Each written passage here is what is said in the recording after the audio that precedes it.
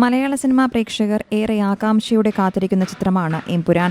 പൃഥ്വിരാജിന്റെ സംവിധാനത്തിൽ ഒരുങ്ങി വൻ വിജയം നേടിയ ലൂസിഫറിന്റെ രണ്ടാം ഭാഗമായാണ് എമ്പുരാൻ എത്തുന്നത്. ചിത്രത്തിലെ കഥാപാത്രങ്ങളുടെ ക്യാരക്ടർ പോസ്റ്ററുകളും അവരുടെ വീഡിയോകളും അണിയറക്കാർ ഇതിനകം തന്നെ പുറത്തുവിട്ടിരുന്നു. അതേസമയം ഇത്ര വലിയ ബജറ്റിലും ഹൈപ്പിലും എത്തുന്ന ചിത്രത്തിന് ആവശ്യമായുള്ള പ്രൊമോഷൻ നടക്കുന്നുണ്ടോ എന്ന സംശയവും ആരാധകർക്കിടയിൽ ചർച്ചാ വിഷയമാണ്. ഇപ്പോഴിതാ മോഹൻലാൽ ആരാധകരെ ആവേശത്തിലാക്കുന്ന ഒരു പ്രഖ്യാപനം ഔദ്യോഗികമായി എത്തിയിരിക്കുകയാണ്. എമ്പുരാന്റെ ഒരു എക്സ്ക്ലൂസീവ് ഉള്ളടക്കം ന്യൂയോർക്ക് ടൈംസ് സ്ക്വയറിൽ പ്രദർശിപ്പിക്കാനൊരുങ്ങുകയാണ് നിർമ്മാതാക്കൾ.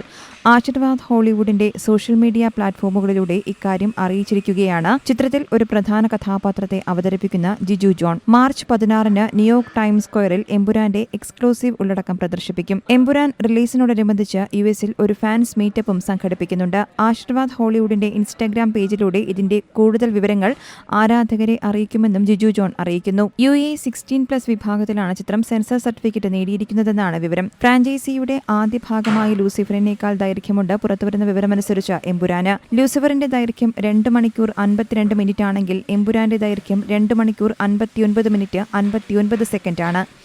അതായത് 3 മണിക്കൂറോളമാണ് ചിത്രത്തിന്റെ ദൈർഘ്യം.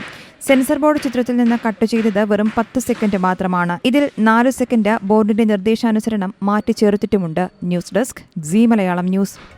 പുതിയ വാർത്തകളും വിശേഷങ്ങളും ഇനി വിരൽ തുമ്പിൽ. എല്ലാ ഡിജിറ്റൽ പ്ലാറ്റ്ഫോമുകളിലും ഇപ്പോൾ സീ മലയാളം ന്യൂസ് ലഭ്യം.